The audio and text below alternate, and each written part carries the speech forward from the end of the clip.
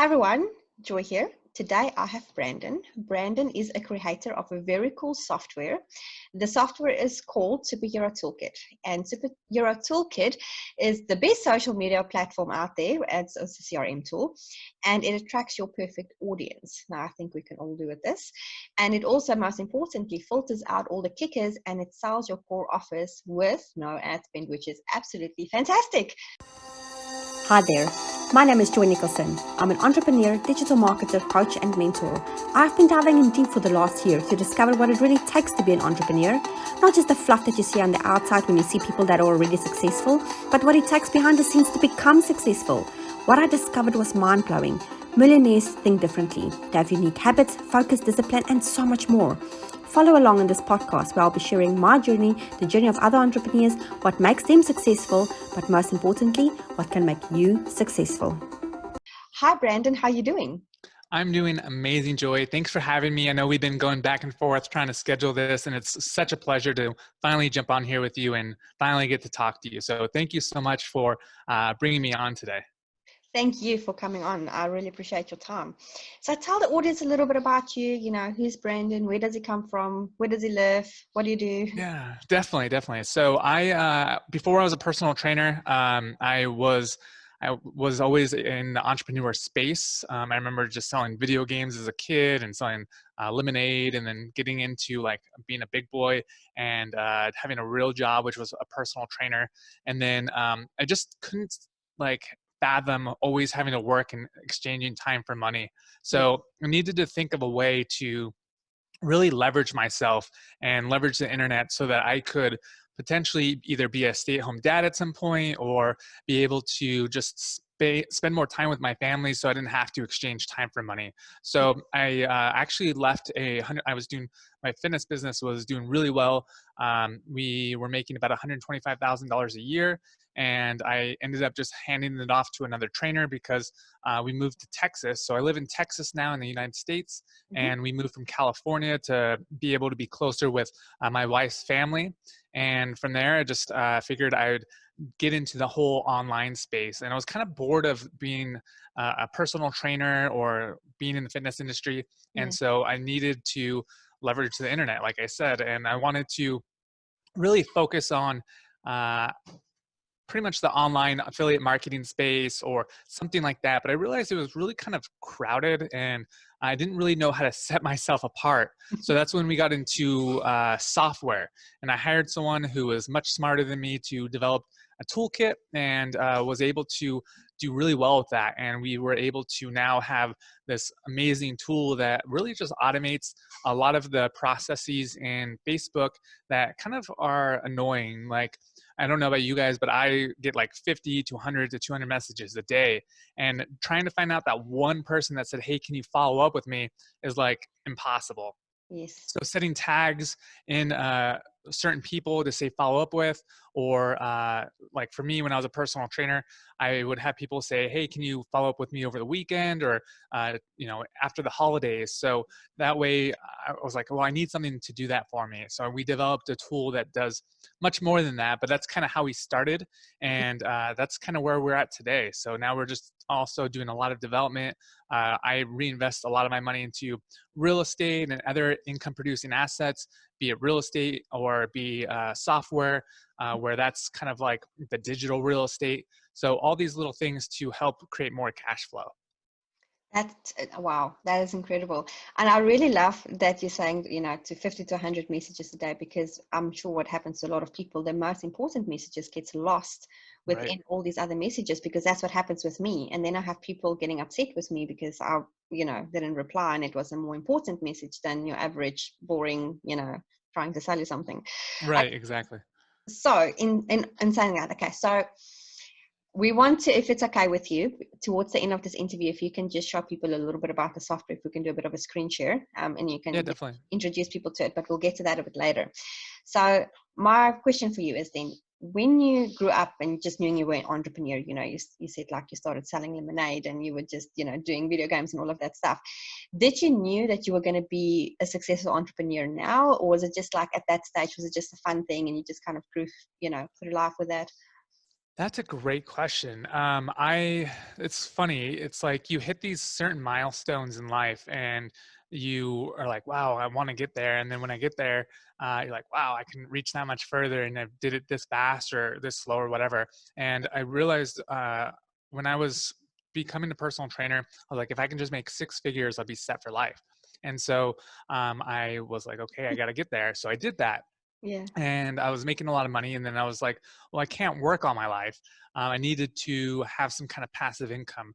So if I can just buy 10 rental properties, each paying me 1,000, I'll make $120,000 a year. That could replace my income, and I'll be set for life. So I did that, and then I ended up throwing away, like I said, not throwing away, handing it off to another trainer. And now in a couple months, I've been able to rebuild this new business, making nearly 200,000 a year. And now I'm like, well, if I can do that, I can make $1 million a year. So Yes. um, I don't know. I mean, there's always success and failures and learning opportunities. So I think it's just a constant need to be uh, topping yourself and competing with yourself. If you can do these, if I can do this, then obviously I can do that. And so I think that I've never realized that. I guess it's an ongoing battle to be successful. I mean, sure, I'm successful now, but there's always more to grow and help people and teach things and help other people be successful. So, Yes. kind of that's where I am now, is where I'm helping people grow to reach that next level, Mhm. and our software kind of helps with that. So yeah, it's just I wouldn't call myself successful because I'm constantly on the road to success for me. So I guess that's a really a loaded question in a sense. Yes, I like to ask those sometimes. Okay, so you're on your road to success. So I have to ask you, how many failures did you have before? Oh man, I remember when we brought our first rental property. I have two actually stories about just real estate. We had someone who, uh, our very first rental property we had, we went in, we were so excited because we had this person who wanted to rent our house in the first like within the first week, and we're like, yes, we Wow. have someone who's going to rent it. They're excited, so we met up with them and we gave them the keys, and we were out celebrating, me and my wife, and we're like, yeah, we have our first rental property. This is awesome.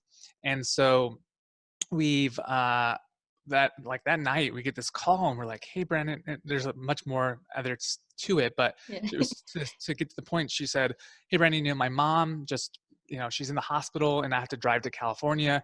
I can't, rent your property. Is there any way we can dissolve the lease and just, what, be gone? And I was like, yeah, that's fine, just blah blah blah blah blah. And that night I just had this really bad feeling, and so I called a locksmith that night for emergency locksmith, Yes. and they changed out all the locks. And that next morning, I go test the locks, and they don't work. So I called the guy, the locksmith, and I said, "Hey, did you test these locks, because the key's not working?" He's like, "We test them; they're all good." And so I look inside, and the key has been broken off in there. So that lady went back to um, go back into our apartment and Yeah. live there without kind of being a, I don't know I can't think of the word right now, but like just living there rent free, just without paying us. Yeah. And so luckily we are able to still rent it out. But if I would have kind of given up then, I Mm. wouldn't have 10 properties. I remember when we bought our first 4 unit, we had our handyman who did all the repairs Mhm. for our first 2 units. He did Yeah. our first 4 unit, and he stole $10,000 from us.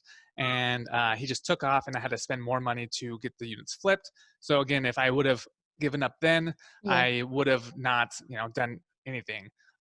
Just recently, actually, probably 2 days ago, our current software engineer decided to just go up and disappear and go MIA. And now we don't have a software engineer. So I had to hire a new software engineer. And now he's amazing. So way better than our last software engineer. So, I mean, I feel like with every opportunity or failures, there's a learning opportunity there.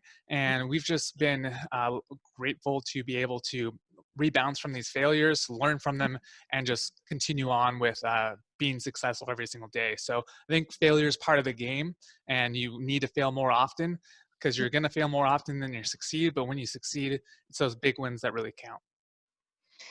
I love that you say that big ones really count, because every other day I speak to either my tribe or new students or anybody that they had the smallest of failures and they just give up and they don't want to try again, because, it's that fear of not just failure, but a fear of people, what they're going to say and all of that, basically the judgment, I guess, on the Right. side of it.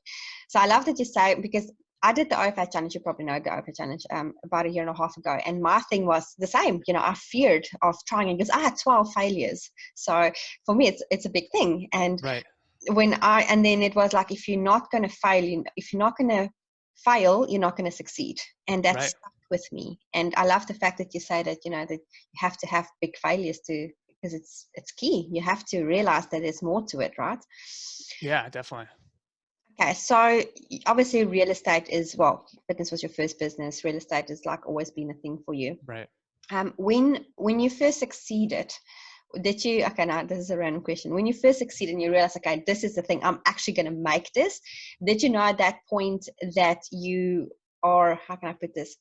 Did you know at that point that this is going to be your thing forever? Or did you think that you're going to try something different? Or I was actually just talking to Steve Larson about this in a podcast, and we were talking about pivoting and when do you kind of give up on your offer, or when do you decide to move on to something different?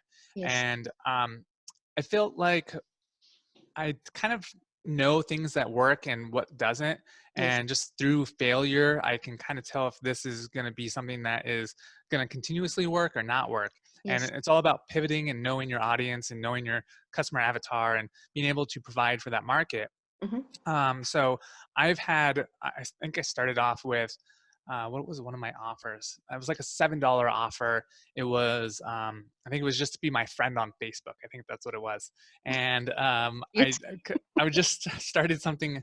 I created a company called the Money Friends. So it was kind of like, let's all make money together. Be my friend for $7. I'll teach you how to make money, blah, blah, blah. I think I had 2 people sign up. And for me, that was like a win. But in the grand scheme of things, I mean, I can't live off $14 a month. So I knew that wasn't going to be the thing that I needed to substantially grow. So I just took that, kind of combined what I've learned, and keep continuing on adopting and editing my offer. I'm always releasing new offers that Mm. might not do well. I'm always changing things to kind of see where the flow is and kind of where people's mindsets are. But the market will tell you. I mean, I constantly am talking to people and seeing what they need and what they want. And I just structure my offer based on that. So I think a lot of people try and sell something that they believe in versus what other people actually need.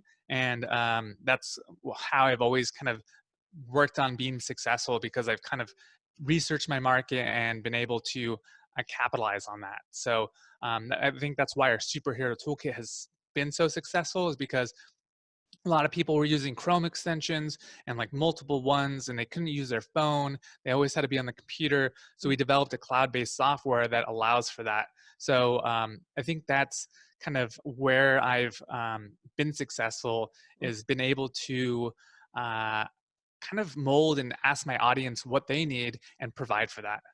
Yes, I like that. And it's so true, because like I think as entrepreneurs, when you start out, you think it's like, oh, okay, what am I going to make money with? What am I going to do? But meanwhile, it's what the other people need that you profit the most out of. I've Right. definitely found that out. And that's why I started this podcast, because I realized about probably 8 months ago now that people have a problem with focus and discipline and all of that stuff. And that's why this started, is because, people need to have those things in place before you can actually, grow your business. Now, in saying that, what is your biggest daily method of operations to get yourself sitting in front of your computer and do what you need to do without getting distracted? Do you have something? Yeah, that is a great question, actually. I know a lot of people fall into the shiny object syndrome, or they kind of wear themselves too thin, where they're trying to do a million things at once, Yep. and they end up doing. Uh, Dan Henry actually talks about your area of focus, or Yes. circle of focus, and if you put all your energy into one thing, you're going to have just ongoing results with that, because you're focused only on one thing. Yep. I noticed when I was doing a million things at once, I was doing them all very minusculely, and I don't know if that's the right word, but I wasn't doing well with it. And when Yes. I just focused on my superhero toolkit, focused on one thing at a time, I had Mhm. the most success. And then I took that success, Mhm. I just like our real estate, I was able to build it out enough where now I can hire a property manager. He Mhm. manages everything, and now it's passive. And now I take that off my plate, and I can focus on my superhero toolkit. Now it's grown so much. We're offering a partner program where I can literally take my developer, my team, hire a manager, hand that off so I can focus now on my partners and just focus one thing at a time. Yes. To answer your question, what gets me up in the morning? The first thing I have is my coffee because it just is. It allows, obviously, that caffeine boost allows me to focus. I put on my headphones all day and I have music blaring in my ears, just so that's high energy to keep me focused. And I kind of just keep my blinders on. I'm facing a wall. There's no distractions. So I would say the best thing is so focus on one thing at a time and just crush it. Yes. I love it. I absolutely love it. I love the fact that you're facing a wall, because I'm looking here right now, and I've got because we've got kind of like a view here, so I've got just windows all around me. So that to me is good, because I can do my eye thing, like where you just take a break from your eyes. Now I Right. teach people how to be more focused and disciplined, because I used to be a personal assistant, so I know all these things. And it's quite funny that you say you're sitting and facing a wall and you've got your blinders on, where I know firsthand that if I have to do that, I will get distracted because I can't handle a wall. Right. So it's quite interesting that you say that. Okay, what other tips do you have for focus? Um, my biggest thing is trying, don't put too much on your plate. Have like 3 big tasks that you want to complete that day, and then just complete those. So if you have this overwhelming board of so many things, you're not going to ever do any of them. So Yes, just focus on 3 things, feel accomplished because you've completed those, and then start ramping up. If that's too easy, you can add a 4th thing. yes, So I typically just focus on things that are profit generating or income producing, and kind of just offload all the things that really aren't. um, get a VA to focus on the outreach, use software. I mean, that's why we developed a lot of our software, so yes. that we don't have to focus on doing all that. Mm. Also blocking, where you do all your tasks in a certain block of hour and then move on to that next block. So if that's all emails for like 30 minutes or an hour, Yes. I'll outreach for an hour, just block your day. And that's a really good way to focus your time. And that way you can have those little breaks in between Mm. and kind of get your mindset right again for that next task. Instead of going back and forth and back and forth, and you just kind of lose steam, Mm. kind of what you're doing. Yeah. I love that. That's exactly what I teach. I love it. I just love when somebody else confirm what I do, because sometimes people just don't believe me. All right. So you obviously have a very positive attitude, and you're very positive about life, and you always joke around, and you've got a great sense of humor. I love that about you. So in saying that, do you think your positive vibes and all of that, that actually helps to contribute to your success? Oh yeah, I mean, nothing like negativity and dwelling on things never solve anything. Mhm. So I constantly am listening to upbeat, uplifting, positive vibes. I typically, if I see a negative thing on Facebook or anything like that, I usually just block them or delete them from Facebook. Also, I have software that removes all the political posts, all the nonsense that goes on Facebook. So that just makes it much easier to have a timeline that is just motivating and uplifting every single day. I typically I don't surround myself with negative people, because one, Mhm. they just bring me down. Mhm. And typically my music, if I hear like a negative word or anything like that, it kind of throws me off. So I just cut negative music too. So anything that's kind of a negative vibe, I definitely cut it out of my life. That's awesome. I love that. I absolutely, absolutely love that. And politics right now, especially, I think it's everywhere. It's so much worse than usual, because I think of the virus, and, because I think honestly they make this more political than it needs to be. Right. And I just find like I need to get my hands on your software, blocking all these things on Facebook. So that's not actually my Right? software, but it's called Social Fixer. Okay. It's a free Chrome extension online, Social Fixer. It's amazing. You can actually create filters where if you want to remove anything with COVID or anything, you can put those little words in there and it'll remove all those posts. And they actually go hand in hand really well with our other higher level software. So it's kind of a nice tool to use. Yeah. We use it all the time. So I definitely highly recommend it. Oh, I'm getting my hands on that after this call, that's for sure. Okay, so obviously you're a family man, you're married, you've got a pooch running in the background, which I just I love to do. see. Yeah.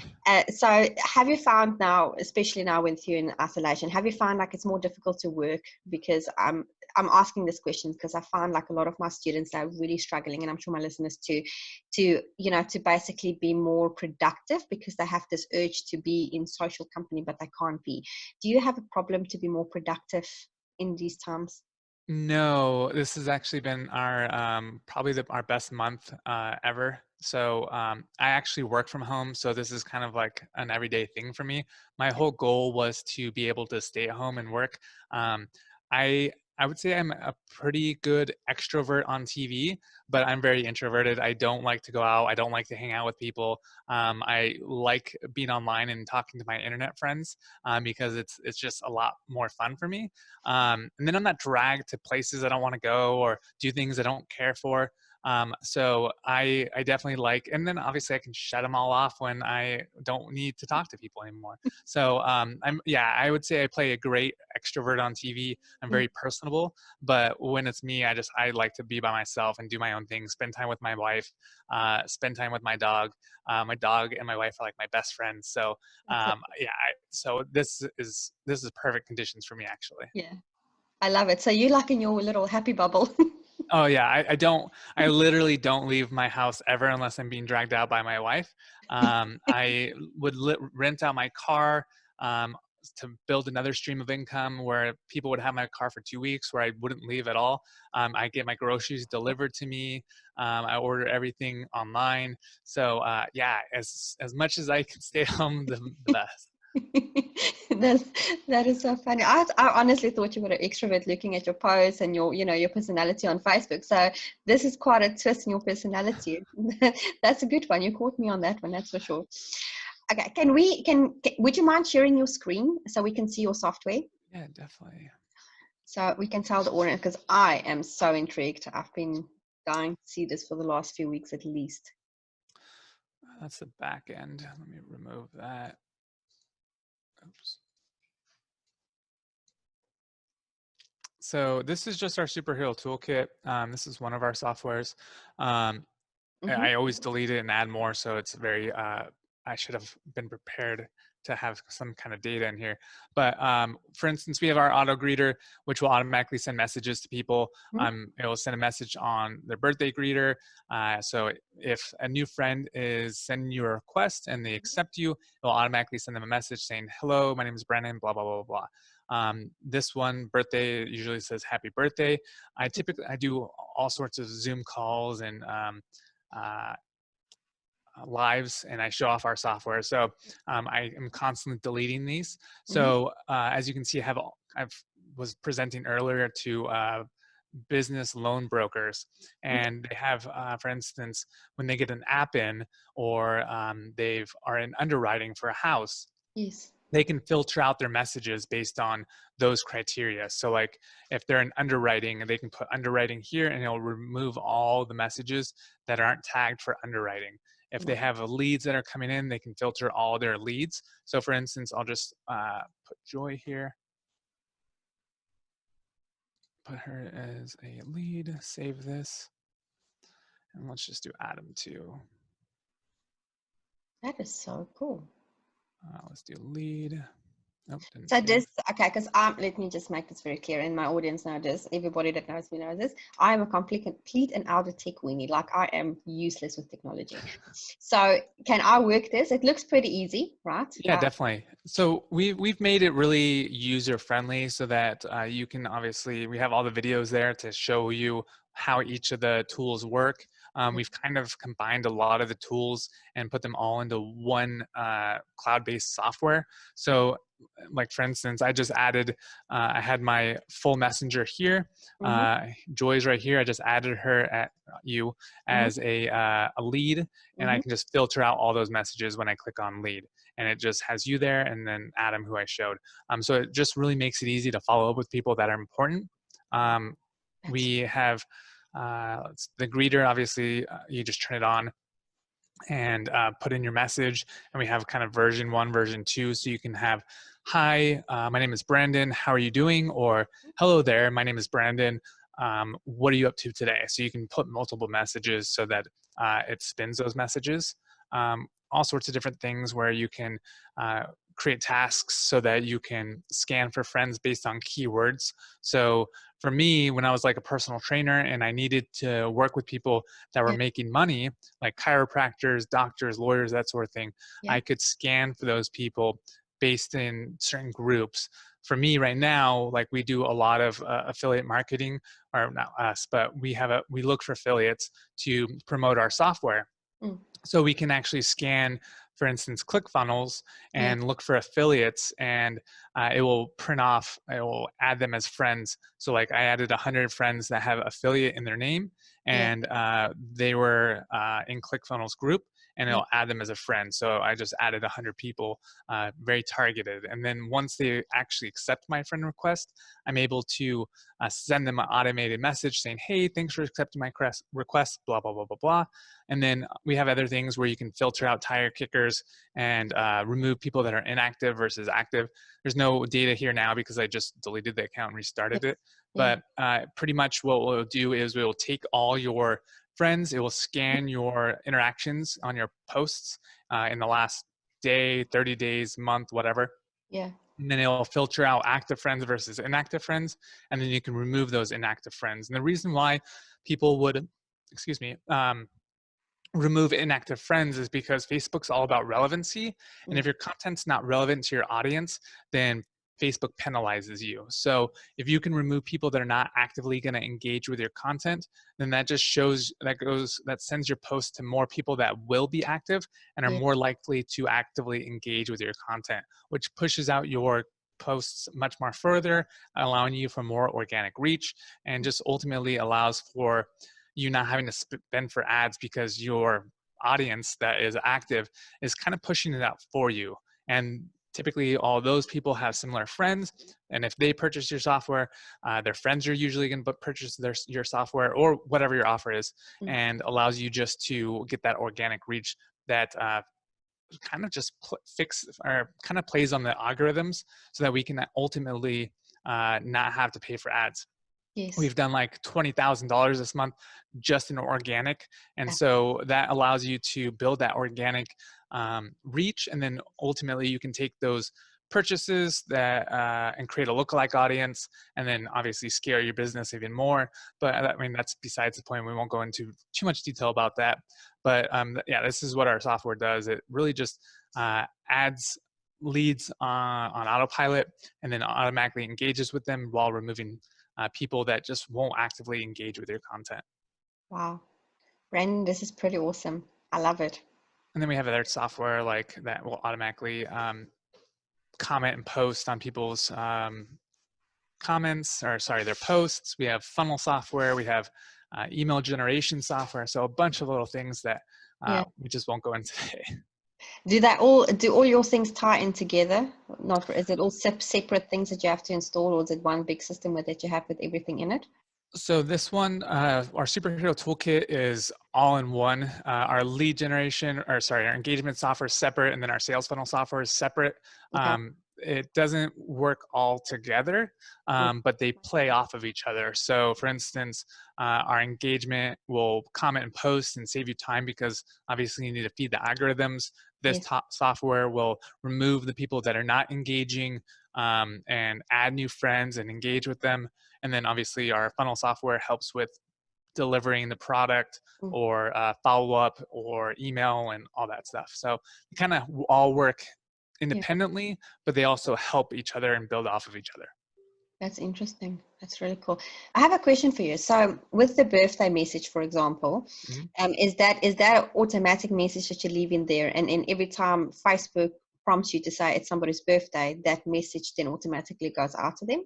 Yeah, so what it does is it just That's fascinating to me. Like, it will grab this area. It says Yes, yes, for that's what I'm four talking. people, and it'll message each of those people and Yeah, just say happy birthday or whatever the task is. Ultimately, we're going to be adding a feature that grabs their name as a short code and says hi Michael or hi Joy, yeah, happy birthday or whatever. But ultimately, right now, it just sends them whatever message you want. I usually say like happy birthday, or I'll have a second one saying it's your birthday, have a special day, or whatever. yeah. That's awesome. I love it. Cool. Yeah, Thank you for sharing that. of We'll course. we'll talk about it afterwards as well. I'm excited. Okay. I think that's basically all our questions. And I always ask this question at the end of each and every one of my interviews, is if you have any advice for anybody sitting on the fence that want to be an entrepreneur, but they just haven't taken the leap of faith, what would your advice be? Yeah, you don't need to recreate the wheel. I think a lot of people think that you need to create this special product or this amazing thing, and you really don't. Like, I've always kind of copied success. I saw these softwares that I was using, Mm-hmm. and I just put them all together into a cloud-based software and hired someone to do that. And I knew that this would allow me to kind of differentiate myself Mm-hmm. because it was cloud-based versus a Chrome extension. Yes. But it does exactly the same thing that all these softwares do. Mm-hmm. So you really don't need to recreate the wheel. Just keep learning, but also implement every single day, Yeah. and keep building your networks. Learn social media, Facebook. I think a lot of people get distracted on being on multiple platforms when they haven't even mastered one. So you might as well get the most return out of one platform that you Mm-hmm. can until moving on to multiple platforms. Yes. And really let's start leveraging other people's time, and really try and do it in a sense where you are hiring out tasks that you're not professional at, so that Yes. you can ultimately focus on your area of focus, Mm-hmm. kind of what you were talking about in the very beginning, where you get away from all those shiny objects and you focus on the thing that you're great at. And I would say that would be my kind of little advice. I love that. That's awesome. Thank you so much, Brandon. I appreciate your time. And yes, we will pop your link in the bottom of the interview. And obviously, there's an audio version of the podcast as well, and on YouTube. So awesome. Thank you so much. I really appreciate your time, and have a great day. Perfect. Thanks so much, Joy. It's been a pleasure. I'm so glad we're able to finally get on a podcast together, because I've always been a big fan of yours. And I know we've been going back and forth for a while now. And I'm so glad we're able to iron that out. So thank you again so much for allowing me to be on your podcast. Awesome. Thanks so much. Have a good Thanks day. so much. Talk Bye soon. bye, Joy. Bye bye. Bye.